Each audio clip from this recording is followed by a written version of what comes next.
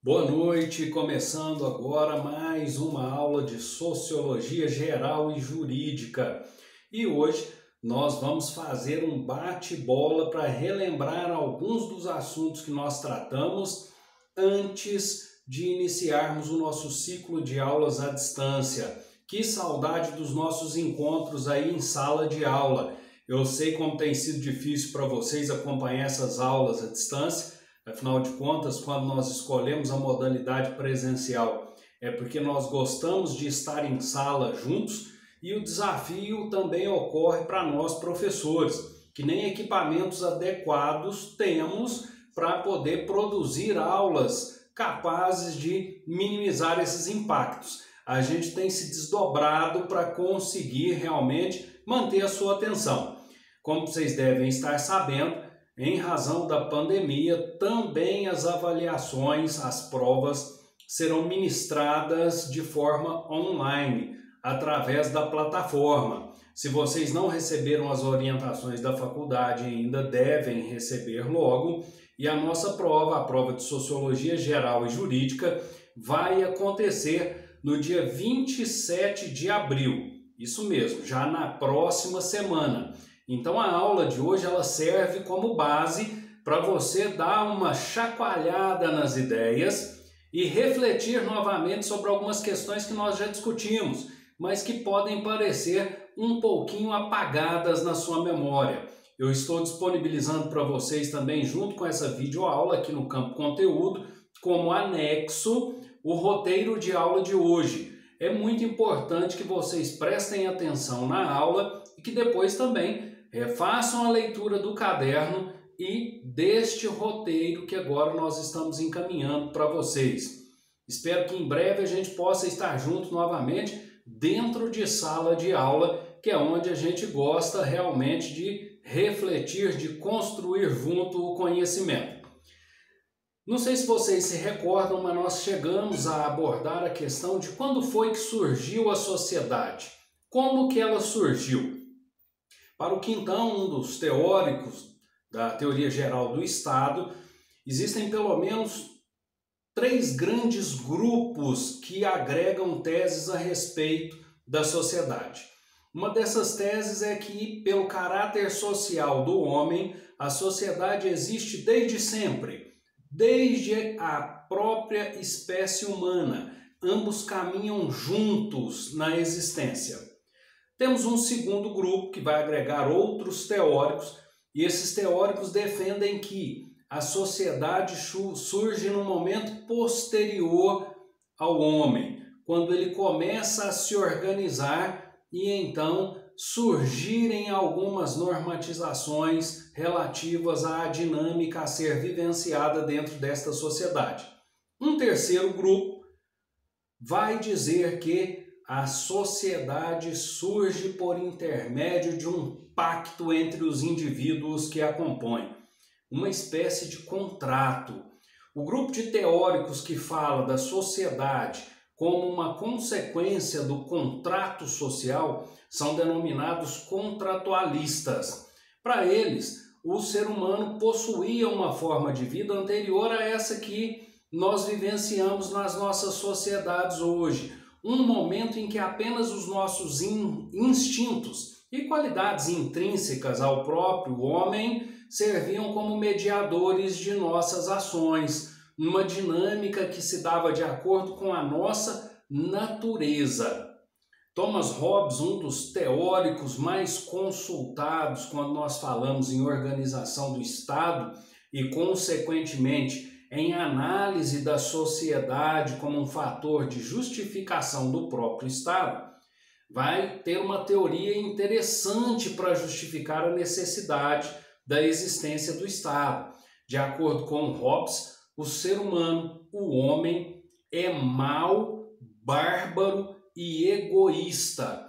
Um extremo oposto àquilo que nos diz, por exemplo, o contratualista Rousseau. Para Rousseau, o homem é bom em essência, a sociedade é que vai corrompê-lo.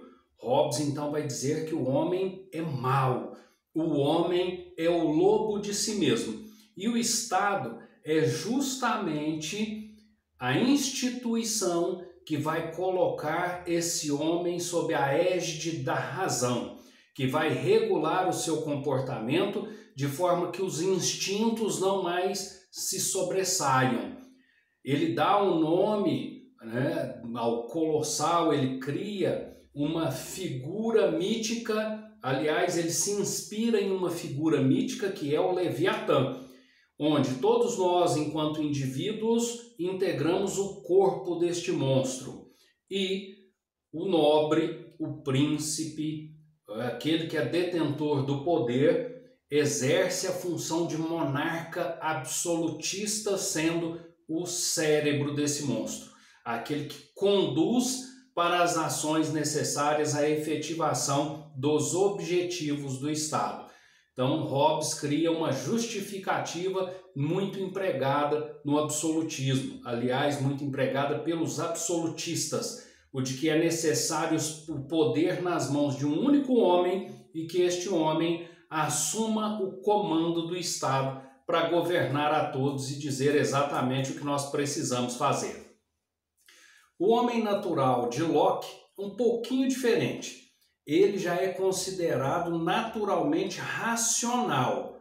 Não é mau, mas também não é bom. Vai variar de acordo com determinadas circunstâncias. Isso quer dizer que o egoísmo, a vingança, o ímpeto pela destruição fazem parte da constituição humana. O estado de guerra é uma ameaça ao homem natural que Locke pretende ver se efetivar.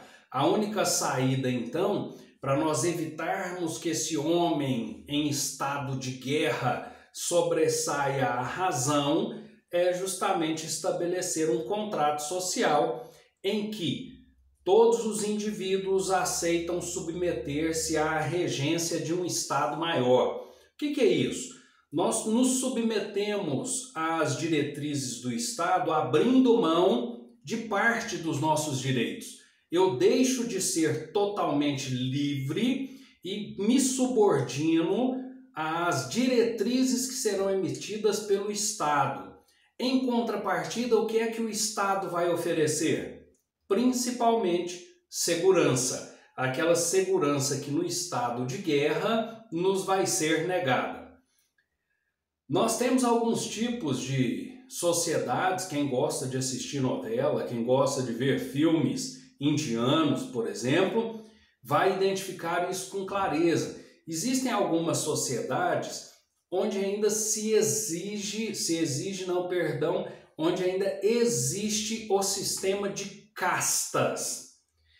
O que é mesmo um sistema de castas?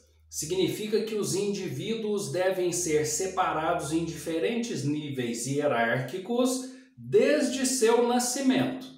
Cada casta, e essa casta, lógico, tem uma variação relativa a poder, capital e aceitabilidade social, de acordo com a aceitação e com o poder que essa casta exerce em determinada sociedade, é que são definidos os papéis que ela possui. Então, quanto mais capital ou quão maior é o poder de influência religiosa, melhor vai ser o posicionamento desse indivíduo dentro da casta. E não se permite a migração de um indivíduo que nasceu em uma casta para outra. É um eterno sistema de dominação. Algo que acontece também, em outras palavras, quando nós formos estudar Marx um pouquinho mais para frente. Ele vai dizer que, na realidade, o trabalhador, o operário, está sob a dominação do capital. E esse regime de dominação faz com que ele seja privado de vários dos seus direitos, de vários dos bens que são essenciais à sua sobrevivência. Mas essa é uma matéria que nós vamos estudar um pouquinho mais para frente, se Deus quiser, já em sala de aula dentro do sistema presencial. Nós podemos definir resumidamente, sem adentrar num aspecto teórico específico, a classe social é um agrupamento de pessoas que dividem condições materiais parecidas, Recorrendo à exemplificação de Marx, o proletário é uma classe social que agrega quem? Os trabalhadores.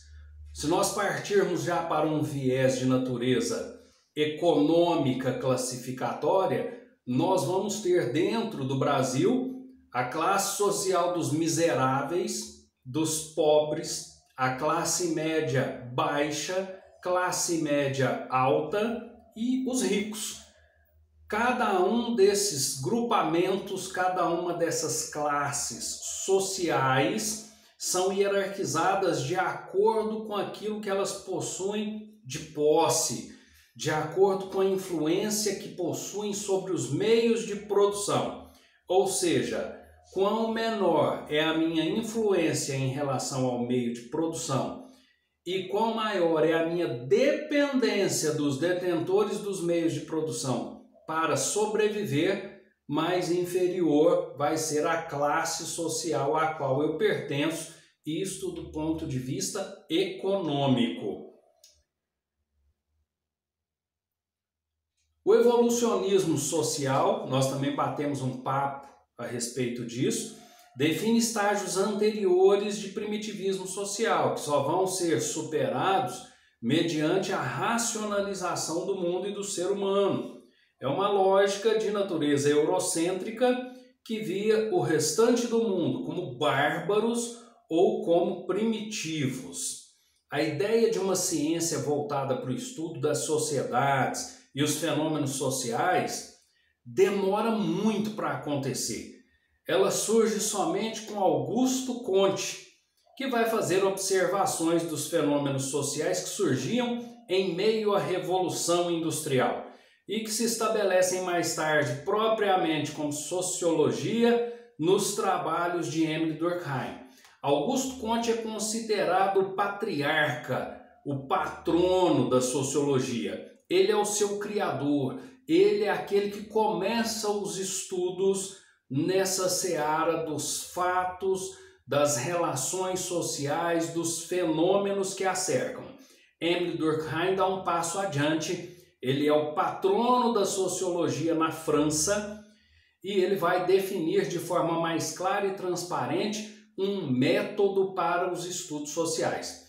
Como nós dissemos em sala, nós comentamos com vocês, quando Augusto Comte começa a estudar esses fenômenos sociais na Revolução Industrial, é justamente porque a migração daquelas famílias que antes estavam no campo e agora vão perdendo a sua ocupação com o maquinário, com a mecanização, e vem nas cidades uma oportunidade de sobrevivência com as indústrias. Quando essas pessoas chegam nas cidades, não existem condições mínimas para abrigá-las. Então eles vão morar nas ruas, vão morar sob pontes. Quando perdem a sua capacidade laboral, seja por invalidez ou por qualquer outro motivo, e se torna alguém indesejável, para a indústria ele é substituído e vai viver de mendicância ou da ação criminosa de furtos e roubos, os assaltos. E nem é preciso dizer que quando essas pessoas estavam às ruas, com certeza o banho era uma coisa rara. A simples visão dessas pessoas incomodava a elite. A elite então começa até a financiar estudos como uma maneira de identificar esses fenômenos, suas motivações e criar mecanismos para o enfrentamento da incômoda situação. Augusto Comte teve uma participação gigantesca, uma influência enorme na constituição da bandeira brasileira, onde nós vemos a inscrição Ordem e Progresso, que é inspirada no vetor de que cada um de nós deve fazer exatamente o papel que nos é designado dentro da sociedade. Jamais devemos nos rebelar, porque quando nos rebelamos, isso gera desordem, e a desordem atrapalha o progresso. Com certeza esse é um ideário que hoje as sociedades contemporâneas não mais, principalmente o Estado democrático de direito, não mais recepciona. A sociologia contemporânea perdeu o intuito de buscar leis e regras gerais para explicar os fenômenos sociais que ela estuda. Na busca pelo entendimento, a sociologia vai se voltar para a observação de casos individuais ou em grande escala, para entender as possíveis motivações e consequências de fenômenos. Por exemplo, nós podemos estudar um grupo específico, como prostitutos ou prostitutas de uma determinada capital, as relações que se desenvolvem dentro desses grupos e por que eles vivem daquela forma. Quais são os fatos, os eventos sociais que os impulsionaram a estar vivendo desta forma, estar sobrevivendo por intermédio daquilo que o sexo provê. Augusto Conte, só para retomar que tinha ficado faltando esse raciocínio, aliás, essa indicação, é um dos principais autores do positivismo. Ele entende que o conhecimento era construído por meio da experimentação sensível do objeto de estudo. A gente precisa ir a campo para ver, então, e constatar como as coisas se desenvolvem.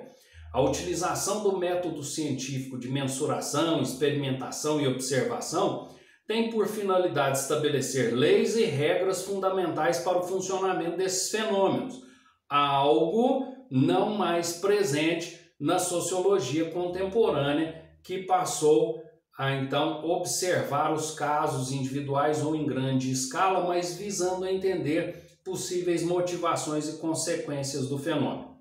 Por fim, para a gente fazer mais aí uma puxadinha de memória, nas sociedades, as tradições culturais constituem a maior forma, ou melhor, a maior das formas de manutenção dos costumes que integram os hábitos de uma determinada etnia. Comemorações, por exemplo, evocam memórias passadas ou realimentam mitos que constituem um conjunto de ferramentas interpretativas do mundo de cada grupo e vão permitir que a constituição étnica atravesse gerações e perpetue-se no mundo social. Um exemplo de tradição cultural que está até morrendo: as folias de reis. Elas remontam a toda uma tradição, a toda uma carga social da colonização brasileira pelos portugueses. Um país católico, um país cristão, onde a tradição dos três reis santos era muito forte e ela acabou sendo incorporada ao ideário brasileiro. A nossa cultura influencia na formação de gerações futuras. E quanto mais nós nos distanciamos daquela cultura positiva e nos aproximamos de culturas que podem ser consideradas negativas, retrocessos são verificados e a nossa sociedade não evolui. Esta é a base da nossa avaliação. Assistam a aula novamente, prestem atenção nos detalhes, recorram ao caderno, deem uma olhada no roteiro de aula que está em anexo e façam a prova com tranquilidade. São 5 questões de múltipla escolha, 5 questões objetivas e você vai ter lá 5 alternativas em cada uma dessas questões. A pontuação atribuída a cada uma delas será igual a 4. Portanto, a nossa prova vale 20 pontos. De que forma será constituída a nota dessa primeira etapa de avaliação?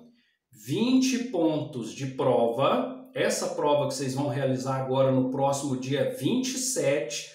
Não percam de forma alguma. Vocês têm uma semana para poder estudar o material, para poder assistir essa aula de revisão e se prepararem para fazer o exame. Não percam a prova de jeito nenhum. 20 pontos de prova, mais 5 pontos que serão atribuídos, conforme a gente tinha combinado em sala de aula, para cada atividade discente autônoma, as ADAs.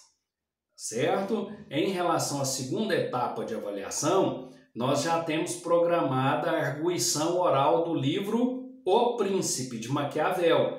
Então ela não entra nessa primeira etapa de avaliação, até porque o que está previsto é uma avaliação oral. É nós sentarmos e olharmos olho no olho, pertinho um do outro, para conseguir abstrair o que foi que vocês aprenderam das lições de Maquiavel. E os outros 20 pontos nós ainda vamos resolver como fazer de acordo com a evolução do calendário acadêmico. Tá bom? Boa aula para todo mundo, porque eu sei que vocês vão assistir de novo. Bons estudos preparatórios para a prova e sucesso na resolução das questões. Em breve a gente se encontra para poder fazer aí os comentários do gabarito de prova e dar uma alinhada de como serão os próximos passos a serem perseguidos na segunda etapa de avaliação. Fiquem todos com Deus e até a próxima!